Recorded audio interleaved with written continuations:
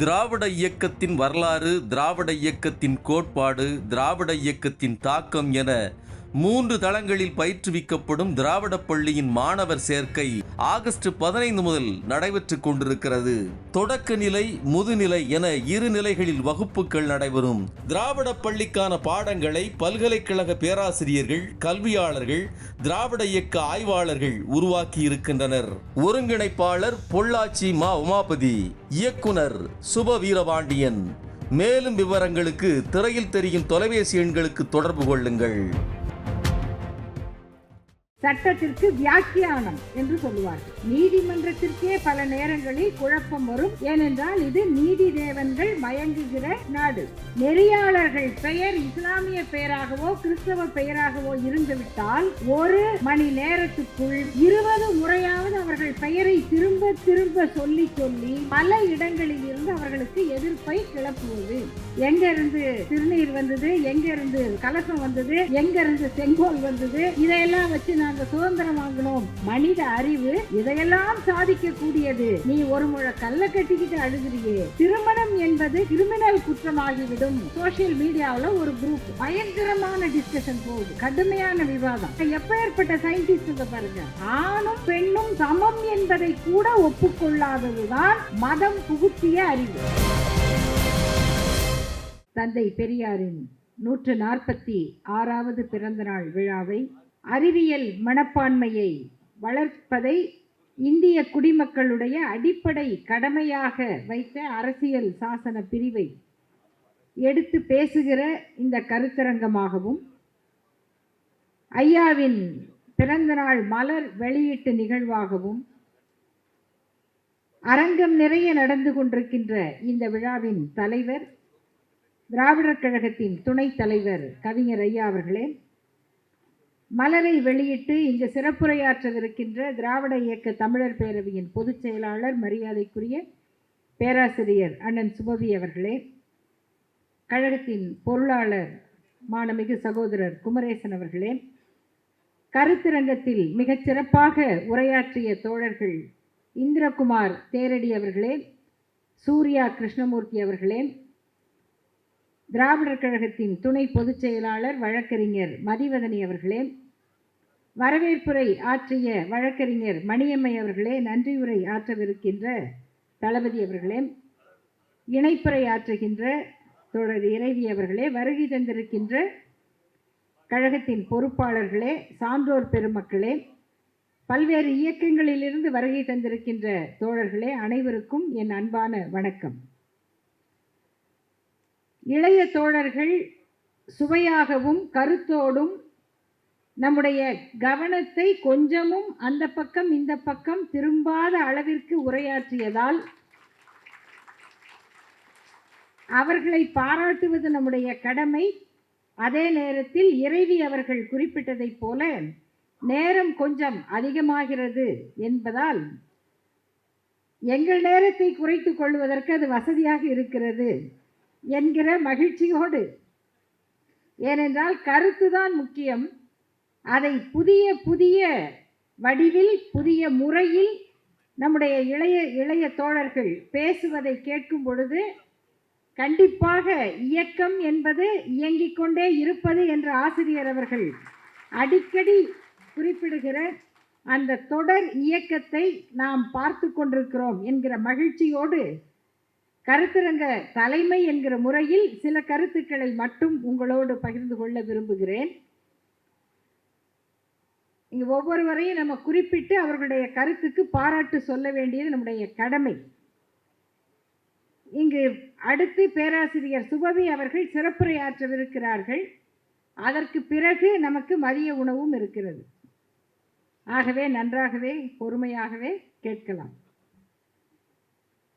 அறிவியல் என்ன, அறிவியல் மனப்பான்மை என்றால் என்ன, அது அரசியல் சாசனத்தில் எந்த பகுதியிலே எப்படி சொல்லப்பட்டிருக்கிறது, அதனுடைய சட்டப்படியான செயலாற்றும் தன்மை, இதை நிறைவேற்றுங்கள், இது அரசியல் சாசனத்திலே இருக்கிறது, இதை நிறைவேற்ற வேண்டும் என்று கேட்டு நீதிமன்றத்திலே வழக்கு போட முடியாது. வழக்கு போட முடியாது என்று அரசியல் சாசனம் சொல்லவில்லை. ஆனால் நீதிபதிகள் சொன்ன விளக்க உரை, இன்டர்பிரிட்டேஷன், சட்டத்திற்கு வியாக்கியானம் என்று சொல்லுவார்கள்.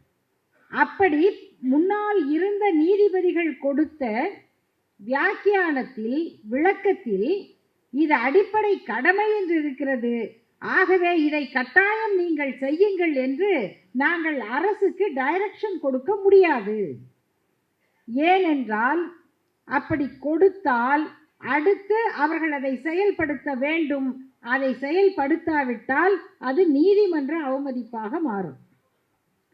அரசியல் சாசனத்தை பின்பற்றவில்லை என்றால் அது அவமதிப்பு தான், நீதிமன்ற அவமதிப்பு தான். ஆனால் எதை சொல்லுவது என்பதில் நீதிமன்றத்திற்கே பல நேரங்களில் குழப்பம் வரும். ஏனென்றால் இது நீதி தேவன்கள் மயங்குகிற நாடு. பல பேர் தங்கள் பூர்வாசிரமத்தை மறந்துவிட்டுதான் நீதிபதி ஆக வேண்டும் என்பது ஒரு நடைமுறை. ஆனால் சமீப காலமாக இதை செய்வதற்காகவே நான் நீதிபதி ஆக வேண்டும் என்று நினைத்து திட்டமிட்டு நீதிபதிகள் உருவாக்கப்படுகிற காலம் இது. ஒருவர் எந்த கட்சியையோ கொள்கையோ சேர்ந்தவராக இருந்தால் கூட தவறில்லை. அவர் நீதிபதி ஆன பிறகு அவற்றை நினைத்து கொண்டிருக்க மாட்டார், அல்லது அதை கொண்டு ஒரு பாரபட்சமான பார்வையை வைத்திருக்க மாட்டார்கள். ஆனால் இந்த வேலையை செய்வதற்காகவே நீ நீதிபதி ஆக வேண்டும் என்று எங்காவது பயிற்சி கொடுத்து, உன்னிடம் வழக்கு நடத்துகிறவர் யார், அவர் பெயர் என்ன, உங்களை எதிர்த்து கேள்வி கேட்டால் அவர் பெயர் என்ன, விவாதங்களை நடத்துகிற நெறியாளர்களுடைய பெயர் என்ன, கவனித்து பாருங்கள். விவாதங்களில் நெறியாளர்கள் பெயர் இஸ்லாமிய பெயராகவோ கிறிஸ்தவ பெயராகவோ இருந்துவிட்டால் ஒரு மணி நேரத்துக்குள் 20 முறையாவது அவர்கள் பெயரை திரும்ப திரும்ப சொல்லி சொல்லி பல இடங்களில் இருந்து அவர்களுக்கு எதிர்ப்பை கிளப்புவது, இப்படிப்பட்ட செயல்பாடுகள் நீதிமன்றத்திற்கு வருமானால் நீதிபதியாக இருப்பவர் அவரும் அங்கு தயாரிக்கப்பட்டவராக இருந்தால் அவர்களிடம் என்ன நீதி கிடைக்கும்?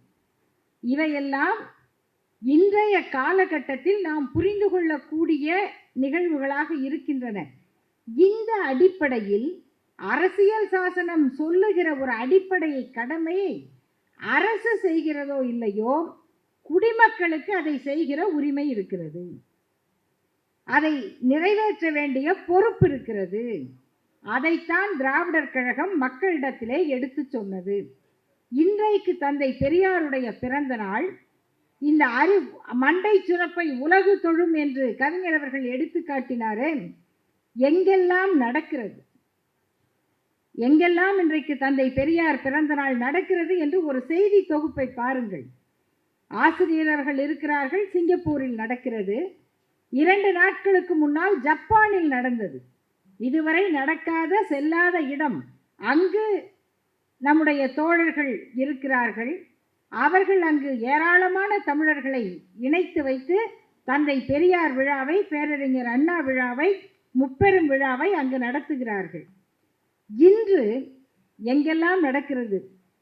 அறிவியல் மனப்பான்மையை பற்றி கவிதையில் எழுதிய ஒரு பெருங்கவிஞர் இந்தியாவில், ரவீந்திரநாத் தாகூர், அவர் எழுதிய அந்த ஒரு சிறந்த கவிதை, கடவுளை பார்த்து சொல்வதா, அவர் யாரை பார்த்து சொல்லுகிறார் என்பதெல்லாம் 2வது. ஆனால் இந்த நாடு எப்படிப்பட்டதாக இருக்க வேண்டும், இந்த நாட்டுக்கு விடுதலை கிடைத்தால் அது எப்படிப்பட்ட விடுதலையாக இருக்க வேண்டும் என்று, where the mind is without fear and the head is held high என்று ஒரு பாடலை அவர் எழுதினார். எங்கே உள்ளம் அச்சமற்று இருப்பதால் தலை நிமிர்ந்து நிற்கிறதோ, எங்கே இந்த உலகம் குறுகிய பிரிவினை வாதங்களால், சுவர்களால் துண்டு துண்டாக சிதறிவிடாமல் இருக்கிறதோ, எங்கே அறிவு சுதந்திரமாக இயங்குகிறதோ, எங்கே சொற்கள் உண்மையின் ஆழத்தில் இருந்து வெளிப்படுகிறதோ, எங்கே அயர்விலாத முயற்சி முழுமையை நோக்கி தன் கரங்களை விரிக்கிறதோ, எங்கே பகுத்தறிவெனும் தெளிந்த நீரோடை காலாவதியான மூட நம்பிக்கை எனும் பாழ்பட்ட நிலத்தின் மணல் வெளியில் தன் பாதையை மறந்து மறைந்து விடாதிருக்கிறதோ? எங்கே என் உள்ளம் விரிந்து கொண்டே இருக்கும் எண்ணங்களையும் செயல்களையும் நோக்கி உன்னால் வழிநடத்தப்படுகிறதோ, சுதந்திரம் எனும் அந்த சொர்க்கத்தில் என் தந்தையே என் தேசம் எழுவதாக என்று எழுதினார் ரவீந்திரநாத் தாகூர். நீங்கள் வாங்குகிற விடுதலை சும்மா அப்படி இப்படியுமாக எங்கேருந்து திருநீர் வந்தது, எங்கேருந்து கலசம் வந்தது, எங்கேருந்து செங்கோல் வந்தது, இதையெல்லாம் வச்சு நாங்கள் சுதந்திரம் வாங்கினோம் என்று சொல்லுவது அல்ல. இப்படியெல்லாம் அறிவுக்கு விடுதலை கொடுத்த சுதந்திரம் எனும் அந்த சொர்க்கத்தில் என் நாடு எழ வேண்டும் என்று சொன்ன கவிஞர் ரவீந்திரநாத தாகூரின் அவர் உருவாக்கிய கல்வி வெளியான சாந்திநிகேதனில் இன்றைக்கு தந்தை பெரியார் பிறந்த நாள் விழா நடந்து கொண்டிருக்கிறது. மாணவர் உரிமை களமாக மாறிய ஜவஹர்லால் நேரு பல்கலைக்கழகத்தில், இஸ்லாமியா ஜாமியா பல்கலைக்கழகத்தில் அங்கு தந்தை பெரியார் விழாக்கள் நடந்து கொண்டிருக்கின்றன. நாம் இங்கே கூடி அதை கொண்டாடி கொண்டிருக்கிறோம். அதுவும் எதை பற்றி? அறிவியல் மனப்பான்மை. மதிவதனி அவர்கள் அழகாக சுருக்கி எவ்வளவு தெளிவாக சொல்ல முடியுமோ அவ்வளவு அழகாக சொன்ன 3 கருத்துக்கள்: scientific temper, humanism, spirit of enquiry. இந்த 3க்கும் இலக்கணம், வடிவம், செயலாற்றல், அதனுடைய எடுத்துக்காட்டு தந்தை பெரியார் என்ற செய்திகள். ஒன்று சயின்ஸ் என்பதற்கும் அது 2 வகை. ஒன்று மெட்டீரியல் சயின்ஸ், இன்னொன்று சோஷியல் சயின்ஸ். மெட்டீரியல் சயின்ஸ் தான் நாம் பார்க்கக்கூடிய இந்த அறிவியல் கருவிகள், அறிவியல் வளர்ச்சி. இந்த 2ஐயும் இணைத்து சில நாட்களுக்கு முன்னால், சில வாரங்களுக்கு முன்னால் இதே பெரியார் திடலில் நடைபெற்ற பெரியார் விஷன் OTT ஒளிபரப்பு தொடக்க விழாவில் ஆசிரியர் அவர்கள் பல்வேறு உதாரணங்களை, எடுத்துக்காட்டுகளை சொல்லிக்கொண்டே இருந்தார் ஐயாவின் வாழ்க்கையில். அதில் 2 செய்தி நாம் இதை புரிந்து கொள்வதற்கானது. ஒன்று, அறிவியலை பாராட்டுவது, மெட்டீரியல் சயின்ஸ். இந்த உரை, ஆசிரியருடைய உரை பெரியார் விஷன் OTTயில் முழுமையாக இருக்கும், போய் பாருங்கள். நான் சொல்லுவதை விட நிறைய செய்திகள் அதில் இருக்கும்.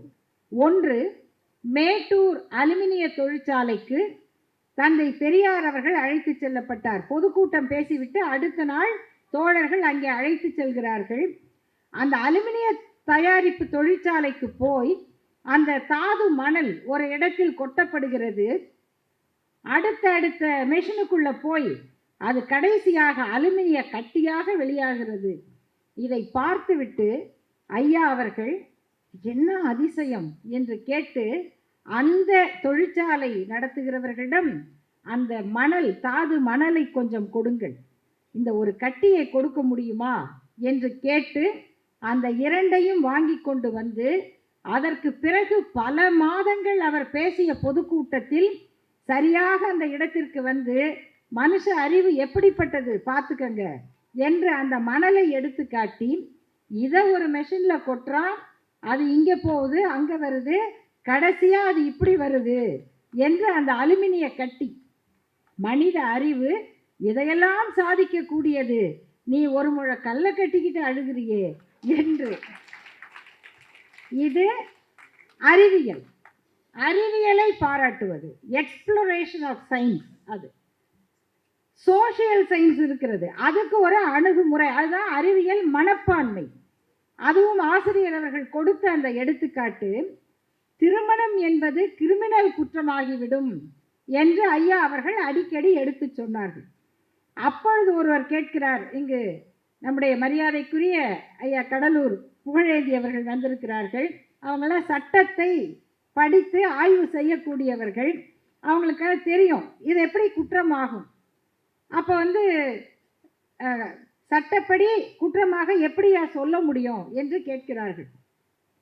அதற்கு ஐயா சொல்லுகிறார், ஏங்க ஆகாது, இப்போ ஒரு தார மனம் வந்துருச்சு சட்டம், இந்த சட்டம் வர்றதுக்கு முன்னாடி 2 கல்யாணம் பண்ணால் குற்றமா?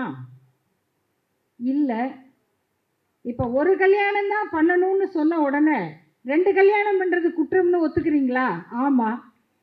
அப்படி சட்டம் போட்டால் இதுவும் குற்றம்னு ஏன் ஒத்துக்க மாட்டாங்க? சட்டம் போடாத வரைக்கும் 5 கல்யாணம் பண்ணாலும் குற்றம் இல்லை, 3 கல்யாணம் பண்ணாலும் குற்றம் இல்லை. சட்டம் போட்டால் அது எல்லாமே குற்றம் தானே. அந்த மாதிரி கல்யாணம் பண்ணுறதே குற்றம்னு சொல்லிட்டா அப்போ அது குற்றம்னு ஏன் ஏற்றுக்க மாட்டாங்க? சட்டம் போடுங்க, ஏற்றுக்குவாங்க. இது சோஷியல் சயின்ஸ். இதை சொல்லுவதற்கு தான் சயின்டிஃபிக் டெம்பர் என்பது தேவைப்படுகிறது. சமீபத்தில் நான் என்னுடைய உரையை சுருக்கமாக்கி கொள்ளுகிறேன். ஒரு புலனக்குழு, நம்ம சோஷியல் மீடியாவில் ஒரு குரூப், அந்த குரூப்பில் ஒரு பயங்கரமான டிஸ்கஷன் போகுது, கடுமையான விவாதம். என்னன்னா, ஒருவர் தன்னுடைய கவலையை எழுதிவிட்டார். நான் காசிக்கு போனேன், சரி, அப்பாவுக்கு பித்ரு கடன் நானே தர்ப்பணம் பண்ணேன், சரி, எனக்கும் சேர்த்து நானே பண்ணிட்டு வந்துட்டேன். அடப்பாவமே. ஏன் அப்படின்னா, ஏன்னா எனக்கு ஆம்பளை பையன் இல்லை. எப்போங்க? 2024. எனக்கு ஆம்பளை பிள்ளை இல்லாததுனால எனக்கு நானே அந்த கடனை செய்துவிட்டு வந்துவிட்டேன் என்று வருத்தமாக எழுத, ஏன் உங்கள் சகோதரருக்கு பிள்ளைகள் இல்லையா என்று இன்னொருத்தர் கேட்க, இன்னொருத்தர் சொல்றாரு, ஏன் மக வீட்டு பேரன் இருந்தால் கூட செய்யலாமே. எப்பேற்பட்ட சயின்டிஸ்டுங்க பாருங்க, மக வீட்டு பேரன் இருந்தால் கூட செய்யலாமே. எனக்கு தெரிந்த ஒருவருக்கு அவர் மாப்பிள்ளை தான் செய்தார். இதுல பெண்களும் இருக்கிறார்கள் அந்த குழுவில். கடைசியா ஒரே ஒரு பெண் தான் கேட்கிறார், இவ்வளவு பேசுகிறீர்களே, ஏன் ஒரு பெண் செய்யக்கூடாதா? ஒரு பெற்ற பெண் தன் தந்தைக்கு இந்த கடமையை செய்யக்கூடாதா? ஏன் இப்படி பேசுகிறீர்கள்? ஆனா ஒருவர் கூட அதுக்கு பதிலே சொல்லல. ஒருவர் கூட அதை அப்படியே புறக்கணித்து விட்டார்கள். இவர்கள் அத்தனை பேரும் மெத்த படித்தவர்கள், மிகப்பெரிய நிறுவனங்களில் பணியாற்றுகிறவர்கள். அவங்க சொன்ன மாதிரி பெரிய சயின்ஸ் கூட படிச்சிருக்கலாம். ஆனால் அவர்கள் படித்த சயின்ஸுக்கும் இந்த வாழ்க்கையில் அறிவை பயன்படுத்துவதற்கும் ஏதாவது தொடர்பு இருக்கிறதா? ஏதாவது அதற்கு பொருத்தம் இருக்கிறதா? இந்த எண்ணத்தை வளர்ப்பதற்கு பெயர்தான் அறிவியல் மனப்பான்மை. அது அடிப்படையில் ஆணும் பெண்ணும் சமம் என்பதை கூட ஒப்புக்கொள்ளாததுதான் மதம் புகுத்திய அறிவு. அதுதான் மதம் புகுத்திய அறிவு. நீங்க அடுத்த வீட்டுக்காரரை ஏன் பார்க்குறீங்க? நம்ம வீட்டில் நம்மோடு பிறந்து நம்மோடு வளர்ந்து நம்மோடு வாழ்கிற இன்னொரு உயிரை எனக்கு சமம் என்று மதிக்காமல் இருப்பதற்குத்தான் மதம் கற்றுக் கொடுக்கிறது. அது எந்த மதமாக இருந்தாலும் ஒன்றுதான், அதில் விதிவிலக்குகளே கிடையாது. மூட நம்பிக்கையை பொறுத்தவரை தந்தை பெரியார் அவர்களிடம் கேட்டார்கள், வெளிநாடு பற்றியெல்லாம் சொன்னாங்க. வெளிநாட்டிலும் மூட நம்பிக்கைகள் உண்டு. பேய் அங்கே ஓமனா வரும், எக்ஸார்சிஸ்டா வரும். என்ன ஒரே ஒரு வித்தியாசம்னா, நம்ம பேய் வெள்ளையா இருக்கும், அவங்க பேய் கருப்பா இருக்கும். ஏன்னா அவங்களுக்கு கருப்பா இருக்கவங்களை பிடிக்காது, நமக்கு வெள்ளைக்காரங்களை கண்டா பயம். வெள்ளையா இருக்கிற யாருமே ஆஹா இது பூதம். ஆக நம்ம பூதம் வெள்ளை, அவங்க பூதம் கருப்பு. அவங்க ஓமன் எக்ஸார்சிஸ்ட் எல்லாம் கருப்பாக தான் வந்தது. ஆக அங்கும் இருக்கிறது. அங்கே டம்ளர் நகர்த்தியே ஜோசியம் சொல்கிறவங்கெல்லாம் இருக்காங்க. நியூமராலஜி அங்கேருந்து தான் வந்தது. அப்போ ஐயாவிடம் கேட்கிறார்கள், ஐயா அங்கெல்லாம் மூட நம்பிக்கை இருக்கேன். ஐயா சொல்லுகிறார், ஏன் முட்டாள்தனம் உங்களுக்கு மட்டும்தான் சொந்தமா? உலகம் பூரா தானே இருப்பாங்க. இப்போ அறிவு வளரணும், அறிவியல் வளரணும், இவ்வளவு சொல்கிறீங்களே. பெரியாரிடம் கேட்கிறார்கள், ஐயா இதெல்லாம் வளர்ந்துட்டா, இனி வரும் உலகத்தில் நடக்கிறதெல்லாம் பார்த்துட்டா கடவுள் நம்பிக்கை அற்று போய்விடுமா? அப்போ கடவுள் நம்பிக்கை இருக்காதுல்ல. ஏன்னா ஐயா சொல்லுகிறார், தேவைகள் அற்றுப்போன இடம் கடவுள் செத்து போன இடமா இருக்கும். தேவைகள் அற்றுப்போன இடம், மனிதனுக்கு கவலை இல்லை என்றால் கடவுள் அங்கே செத்து போயிடுவார்னர். அது உண்மையான்னு கேட்குறாங்க. நீங்கள் சொன்ன மாதிரி தேவைகள் நிறைவேறிவிட்டால் கடவுள் எண்ணம் வராதா அப்படின்னு. அதுக்கு பெரியார் சொல்றார் பாருங்க, அதுக்கு பேர் தான் சயின்டிஃபிக் டெம்பர். அப்படி சொல்ல முடியாது. ஏன் சொல்ல முடியாது? அது கொஞ்சம் இருந்து தாங்க தீரும்னு சொல்கிறது. கடவுள் நம்பிக்கை என்பது கொஞ்சம் இருந்து தான் தீரும். அது எப்படி வரும்? பெரியார் எப்படி சொல்லலாம்? அதற்கு விளக்கம் சொல்லுகிறார். ஏன் இருக்கும்னு கேட்டிங்கன்னா, மனிதனுக்கு தனக்கு தெரியாத எதையும் தெரியாது என்று ஒத்துக்கொள்ள மாட்டான். மனிதனுக்கு ஈகோ அதிகம். இந்த சொல்லையே போடுறாருங்க. தெரியாது என்று ஒத்துக்கொள்ள மாட்டான். ஏனென்றால் மனிதனுக்கு ஈகோ அதிகம். அதனால தெரியாது என்று சொல்வதற்கு பதிலாக கடவுளுங்கிற ஒன்றை வச்சிருப்பான். ஏன்னா இப்போ மருத்துவர்களுக்கு ஒருத்தருக்கு ஏன் உடம்புக்கு என்ன வந்துச்சு, காரணமே தெரியாது, ஸ்ட்ரெஸ். அந்த மாதிரி காரணமே தெரியாது கடவுள். அந்த ஸ்ட்ரெஸ் மாதிரி தான் கடவுள்னு ஆயிட்டார். இப்படி தந்தை பெரியார் சொன்ன அந்த விளக்கம், காரணம் தெரியாததை தெரியாது என்று ஒப்புக்கொள்ள முடியாத மனிதன் அதை கடவுள் என்று சொல்லுவான். ஆகவே கடவுள் நம்பிக்கை இருந்துதான் தீரும். இப்படி இனி வரக்கூடியவற்றிலும் நமக்கு எது சாதகமானது என்று பார்ப்பது அல்ல, எது நடக்கும் என்று பார்ப்பது, எது நடக்கக்கூடாது என்று சொல்லுவது. அதை பகுத்து அறியக்கூடிய அந்த அறிவுதான் தந்தை பெரியார் சொன்ன அந்த பகுத்தறிவு, அறிவியல் மனப்பான்மை. அதை என்ன செய்ய வேண்டும்? இன்னைக்கு நடக்கிற இந்த உலகத்தில் இதெல்லாம் நடக்குது. ஜாதி சண்டை, குழந்தைகள் மத்தியில் பரப்பப்படுகிற ஜாதி வெறுப்பு, கைகளில் கட்டப்படுகிற கலர் வண்ண வண்ண கயிறுகள், நல்லா படித்தான் என்பதற்காக நீ நல்லா படிடா என்பதற்கு என்று சொல்லிக் கொடுக்காமல், ஏண்டா அவன் படிக்கிறான் நீ பார்த்துக்கிட்டு இருக்கியா என்று ஒரு மாணவனை வீட்டுக்கு போய் வெட்டுகிற அந்த வெறியை வளர்க்கிற ஜாதி, அறிவை வளர்க்கிற ஜாதி இல்லை. அடுத்தவனுடைய வழிபாட்டு தலத்தை தேடி போய் இடிக்க வைக்கிற மதம், சுரண்டுகிற சாமியார்கள், இவ்வளவு பேராலும் அலைக்கழிக்கப்படுகிற இந்த உலகம் அதில் நிம்மதியாக இருப்பதாக நம்புகிறது. அது நிம்மதியாக இருப்பதாக நம்புகிறது. அதை விட்டு கொஞ்சம் வெளியில வந்து யோசிங்கன்னா பயமா இருக்குங்கிறாங்க. இவ்வளவு கேடுகளை ஏற்றுக்கொண்டு வாழுகிற இந்த உலகத்தை சாதி மத பேதங்கள், மூட வழக்கங்கள் தாங்கி நடந்து வரும் சண்டை உலகு, எல்லாத்தையும் சொல்லிட்டாரு. இவ்வளவும் நடக்கிற சண்டை உலகிதனை ஊதையில் துரும்பு போல் அலைக்கழிப்போம். அதை சும்மா விட முடியாது. திடீர்னு புல்டோசர் வச்சு இடிக்க முடியாது. அதை போட்டு ஆட்டுங்கன்றார். ஆட்டுங்க. இவ்வளவு கெட்டி தட்டி போய் இருக்கிறது சாதி மத பேதங்கள், மூட வழக்கங்கள் தாங்கி நடந்து வரும் சண்டை உலகு. இதனை ஊதையில் துரும்பு போல் அலைக்கழிப்போம், பின் ஒழித்திடுவோம், புதியதோர் உலகம் செய்வோம், பேதமிலா பெரு உலகுக்கு பேசு சுயமரியாதை உலகு என்று பெயரிடுவோம். அதை நோக்கி நடப்பதுதான் பகுத்தறிவு மனப்பான்மை. அதுதான் தந்தை பெரியாருடைய பார்வை. அதை கொண்ட அந்த அரசியல் சாசன பிரிவைத்தான் நாம் இன்றைக்கு நம் கருத்தை சொல்லுகிற வாகனமாக பயன்படுத்தி கொண்டிருக்கிறோம்.